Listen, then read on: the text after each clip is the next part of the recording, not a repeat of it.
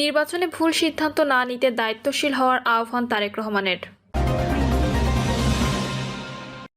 জানাবো কার ফাঁদে পা দিয়েছে জামাত চরমোনাই।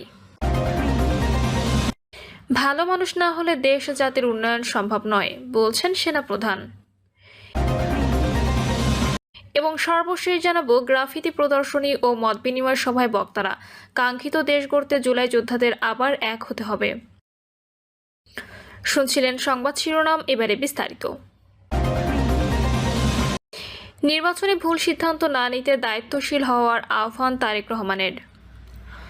আগামী বছরের জাতীয় নির্বাচনে আবেগতাড়িত হয়ে কিংবা ভুল সিদ্ধান্তের কারণে রাষ্ট্র রাজনীতিতে ভবিষ্যতে আর যাতে কোনো চরমপন্থা ফ্যাসিবাদ পুনর্বাসনের সুযোগ না পায় সেই বিষয়ে দায়িত্বশীল হওয়ার আহ্বান জানিয়েছেন বিএনপির ভারপ্রাপ্ত চেয়ারম্যান তারেক রহমান। তারেক রহমান বলেন, জাতীয় নির্বাচন আসন্ন, বাংলাদেশের গণতন্ত্রকে প্রাতিষ্ঠানিক রূপ দেওয়ার লক্ষ্য অর্জনের জন্য ব্যাপক গুরুত্ব রয়েছে। সুতরাং আপনাদের আমাদের সবার কোনো আবেগতাড়িত হয়ে কিংবা ভুল সিদ্ধান্তের কারণে রাষ্ট্র রাজনীতিতে ভবিষ্যতে আর যাতে কোনো চরমপন্থা ফ্যাসিবাদ পুনর্বাসনের সুযোগ না পায় সে বিষয়ে সমগ্র বাংলাদেশের মানুষকে সতর্ক ও দায়িত্বশীল ভূমিকা পালন করতে হবে। তিনি বলেন, ফ্যাসিবাদ মুক্ত শহীদদের কাঙ্ক্ষিত বাংলাদেশ গড়ার মাধ্যমে শহীদদের ঋণ পরিশোধ করার সুযোগ সৃষ্টি হয়েছে। একটি ইনসাফ ও তাবেদার মুক্ত গণতান্ত্রিক মানবিক বাংলাদেশ গড়ার মাধ্যমে শহীদদের শ্রদ্ধা জানাতে পারি। কার ফাঁদে পা দিয়েছে জামাত চরমোনাই। রাজনীতির মাঠে বিএনপিকে একঘরে করার ফন্দি আটছে কেউ কেউ। নিজের ঘর সামলানোর মুরদ নেই, কিন্তু রাজ্য শাসনের স্বপ্নে বিভোর তারা। ভাবখানা এমন, মই কি হনুরে 5ই আগস্টের পরপর জামাত ইসলামী বিএনপির বিরুদ্ধে ফ্রাঙ্কেনস্টাইনের দানবের ভূমিকায় অবতীর্ণ হয়েছে। নিজ পাতিলের খবর না থাকলেও অন্যের সাম্রাজ্য ধ্বংসের ষড়যন্ত্রে লিপ্ত দলটি। বিএনপি দুধে ধোয়া তুলসী পাতা নয়, কিন্তু এই মুহূর্তে বিএনপির স্বাধীনতা সার্বভৌমত্ব রক্ষার অনিবার্য কারণ। এই বাস্তবতাকে অস্বীকার করতে চাইছে জামাত ইসলামী। আগস্টের গণঅভ্যুত্থানের পরপরই পরিকল্পিতভাবে বিএনপিকে কোণঠাসা করতে বক্তৃতা, বিবৃতি ও অনলাইন মাধ্যমে প্রচারণা চালিয়ে যাচ্ছে। সাথে সঙ্গী হিসেবে বেছে নিয়েছে চরমোনাই পীরের দল ইসলামী আন্দোলনকে। শুরুতে জামায়াতের পরিকল্পিত বক্তা মিজানুর রহমান আজহারীকে দেশে এনে শোডাউন করে জামাত ইসলামী। আজহারীর ডায়ালগ ছিল, এক দল খাইছে আরেক দল খাওয়ার জন্য রেডি হয়ে আছে। পরে রাজনৈতিক মঞ্চ জামাত নেতারা বারবার একই ডায়ালগ উচ্চারণ করেন। এরপর রাগঢাক না রেখে প্রকাশ্যে জামাত বক্তৃতা, বিবৃতি এবং তাদের প্রশিক্ষিত অনলাইন অ্যাক্টিভিস্ট দিয়ে বিএনপি বিরোধী প্রচারণায় নামে। দেরিতে হলেও বিএনপি নেতারা বুঝতে পেরেছেন রাজনীতি থেকে বিএনপিকে মাইনাসের ষড়যন্ত্রে লিপ্ত তারা। বিএনপি এখন জামায়াতকে ছাড় দিয়ে কথা বলছে না, কিন্তু অনলাইন প্ল্যাটফর্মে উপযুক্ত প্লেয়ারের অভাবে পিছিয়ে রয়েছে বিএনপি। সর্বশেষ মিরফোর্টে ভাঙাড়ি ব্যবসায়ী সোহাগ হত্যাকে কেন্দ্র করে আরেকবার সুযোগ দেয় জামায়াত ও সহযোগী সংগঠনগুলো। তারা বিএনপির চাঁদাবাজি বিষয়টি সামনে এনে দেশব্যাপী বিক্ষোভ কর্মসূচি পালন করে। নিঃসন্দেহে মিটফোর্ড হত্যাকাণ্ড এই সময়ের সবচেয়ে বর্বর ও নৃশংস ঘটনা, কিন্তু জামাতের প্রতিবাদের আড়ালে ছিল বিএনপিকে ঘায়েল করার উদ্দেশ্য। এই আন্দোলনে তারা সঙ্গী হিসেবে পেয়েছে ইসলামী আন্দোলনকে। এই দলও বিএনপির বিরুদ্ধে রাজনৈতিক ফায়দা হাসিলের লক্ষ্যে মাঠে নেমেছে। এদিকে জামাত নেতা শফিকুল ইসলাম মাসুদ সোহাগ হত্যাকাণ্ডের প্রতিবাদ মিছিলে দাঁড়িপাল্লা প্রতীকের পক্ষে স্লোগান তোলেন। সভাপতি প্রশ্ন জাগে, ডাল মে কুচ কালা হায়। অথচ কিছুদিন আগে গাজীপুরে মসজিদের ইমাম রইস উদ্দিনকে মিথ্যা অভিযোগ এনে প্রকাশ্যে মব সৃষ্টি করে পিটিয়ে হত্যা করা হয়েছে। এর প্রতিবাদে সুন্নি আলেমরা ছাড়া কাউকে প্রতিবাদে সরব হতে দেখা যায়নি। জামাত শিবির চরমোনাই কেউই রাজপথে নেমে আসেননি, বরং পুলিশে মামলা দিতে গেলে থানার ভেতর তথাকথিত তৌহিদি জনতা মব সৃষ্টি করেছে। আন্দোলনে পুলিশি হয়রানির পাশাপাশি চট্টগ্রামের সুন্নিদের ওপর জামায়াত শিবির আক্রমণ করেছে। এ থেকে কি প্রমাণিত হয়? অন্যায়ের প্রতিবাদ নাকি রাজনৈতিক ফায়দা হাসিল? 2001 সাল থেকে বিএনপি ধামা ধরা ছিল জামায়াত। প্রায় 2 যুগ বিএনপিকে ইসলামী মূল্যবোধ সম্পন্ন দল বলে আসলেন জামাত নেতারা, কিন্তু এখনই দলটিকে আওয়ামী লীগের চেয়ে খারাপ প্রমাণ করতে আদা জল খেয়ে নেমেছে তারা। এর উদ্দেশ্য কি? ক্ষমতা। ডক্টর শফিকুল রহমানের আমলে বিএনপির বিরুদ্ধে জামায়াত অনেকটা ফ্রাঙ্কেনস্টাইনের দানবের ভূমিকায় অবতীর্ণ হয়েছে। ফ্রাঙ্কেনস্টাইন একটি ভুতুড়ে গল্পের চরিত্র। বিখ্যাত ইংরেজ লেখিকা মেরি শেলি তার Frankenstein or the modern Prometheus উপন্যাসে দেখিয়েছেন, ফ্রাঙ্কেনস্টাইন নামের বিজ্ঞানী মৃত মানুষের হাড়গোড় একত্রিত করে বৈজ্ঞানিক উপায়ে তাতে প্রাণ সঞ্চারের চেষ্টা চালান। এতে তিনি সফল হলেও হাড়গোড় থেকে জীবিত মানুষের বদলে এক দানবের জন্ম হয়।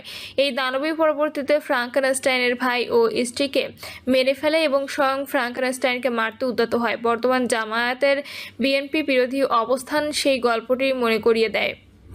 স্বৈরাচারী আওয়ামী সরকারের আমলে যুদ্ধাপরাধের মামলায় জামায়াতের যখন ত্রাহি অবস্থা, তখন একমাত্র ভরসা ছিল বিএনপি। বেগম জিয়া যুদ্ধাপরাধের মামলায় জামায়াত নেতাদের পক্ষে বক্তৃতা বিবৃতি দিয়েছেন।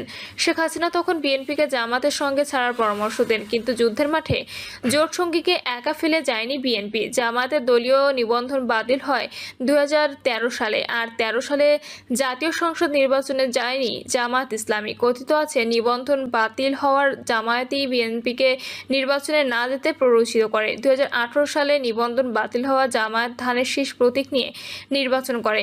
বিএনপি তাদেরকে 22টি আসন ছেড়ে দেয়। 2024-এর নির্বাচন বিএনপি নির্বাচন বয়কট করলেও জামায়াতও বাদ পড়ে।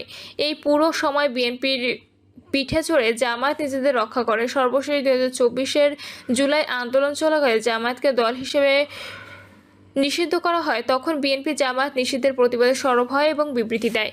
কিন্তু এখন জামায়াতের ভূমিকা বিএনপিকে আওয়ামী লীগের ন্যায় দেশছাড়া করার মতো। অবশ্য বেগম খালেদা জিয়া জামায়াতকে নিয়ে একটি বক্তব্য দিয়েছিলেন। তিনি বলেছিলেন, জামায়াতে ইসলাম এরা হলো বেঈমান, এরা হলো মুনাফিক, এদের কাছে দেশ বড় নয়, মানুষ বড় নয়, মানুষের জীবন বড় নয়। তাহলে জামায়াত বিএনপির সাথে সেই বেঈমানি করছে। 2013 সালের শাপলার গণহত্যার পর জামায়াত তার রাজনীতির খোলস পাল্টে ফেলে।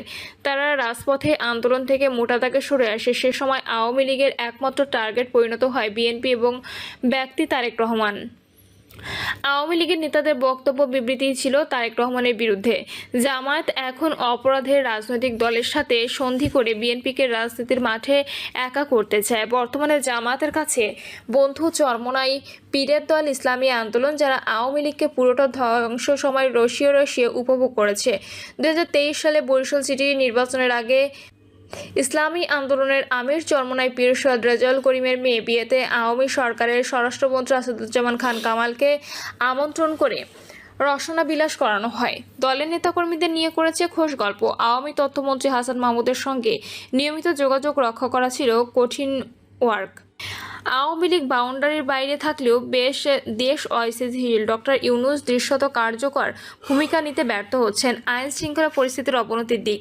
খুন, ধর্ষণ, রাহাজানি, চাঁদাবাজি, মববাজি সমান তালে চলছে। এই অবস্থা কি স্বাভাবিক, নাকি এর পেছনে অন্য খেলা লুকিয়ে আছে? আওয়ামী লীগ প্রকাশ্যে মাঠে না থাকলেও 16 বছরে তাদের দ্বারা নিয়ন্ত্রিত প্রশাসন কি একেবারে নিষ্ক্রিয় হয়ে গেছে? প্রতিবেশী দেশের ইন্টেলিজেন্স কি নাকে তেল দিয়ে ঘুমাচ্ছে? এমতো অবস্থায় আওয়ামী বিরোধী শক্তিগুলো ঐক্যবদ্ধ থাকার বদলে ক্রমশ পরস্পর কাদা ছোড়াছুড়ি লিপ্ত। রাজনৈতিকভাবে কে কাকে ঘায়েল করতে পারে এই প্রতিযোগিতা চলছে। জামায়াত চরমোনাই আদা জল খেয়ে বিএনপির বিরুদ্ধে মাঠে নেমেছে, কিন্তু বিএনপি ছাড়া দেশবিরোধী ষড়যন্ত্র মোকাবিলায় তারা কি সিকিভাগো সক্ষম? এমন প্রশ্ন আসে। এই বিভাজনের ফাঁদ কার? জামায়াত চরমোনাই কি তা অনুধাবন করতে পারে না? কোনো চোরাবালি আটকা পড়ে আছে তারা, নাকি সম্ভাব্য ক্ষমতার মোহ দেশের চেয়েও বড় হয়ে তাদের সামনে এসেছে? এখনই সময় জাতীয় ঐক্যের, নতুবা পরাধীনতার দিন ক্যালেন্ডারের পাতায় গুনতে হবে। আধিপত্যবাদ আর দাসত্বের শৃঙ্খলে বাধা পড়বে জুলাই আগস্টের খুনঝরা অর্জন। ভালো মানুষ না হলে দেশ জাতির উন্নয়ন সম্ভব নয়, বলছেন সেনাপ্রধান। সেনাবাহিনীর প্রধান জেনারেল ওয়াকারুজ্জামান বলেছেন, ভালো মানুষ না হলে দেশ ও জাতির কোনো উন্নয়ন সম্ভব নয়। এজন্য প্রথম যে জিনিসটা হতে হবে তা হলো ভালো মানুষ। নৈতিক শিক্ষা ও ভালো মানুষ হলেই দেশ উপকৃত হবে। একজন ভালো মানুষ তৈরিতে একটি প্রতিষ্ঠানের গুরুত্বপূর্ণ ভূমিকা রয়েছে। মিরপুর সেনানিবাসে military institute of science and technology শহীদ ইয়ামিনী অডিটোরিয়ামে mechanical engineering and applied science বিষয়ক তৃতীয় আন্তর্জাতিক সম্মেলনের সমাপ্তি অনুষ্ঠানে প্রধান অতিথির বক্তব্যে সেনাপ্রধান এসব কথা বলেন। সেনাপ্রধান বললেন, শুধু ভালো প্রকৌশলী হলে নয়, একজন সৎ এবং শৃঙ্খলাবোধ সম্পন্ন মানুষ হয়ে আপনি দেশের জন্য অবদান রাখতে পারবেন। আমরা অনেক ভালো শিক্ষাবিদ, প্রকৌশলী, চিকিৎসক ও প্রশাসনিক কর্মকর্তা এবং সামরিক অফিসার তৈরি করেছি। এই ধরনের সম্মেলনগুলো আপনার একাডেমিক ও পেশাগত জীবনের একটি সোপান। আপনারা এই ফোরাম থেকে যে অভিজ্ঞতা অর্জন করেছেন তার পূর্ণ সদ্ব্যবহার করুন। প্রিয় দর্শক, এই ছিল এখনকার সর্বশেষ সংবাদ। আপডেট সব সংবাদ পেতে চ্যানেলটি সাবস্ক্রাইব করে বেল আইকনটি ক্লিক করে রাখুন।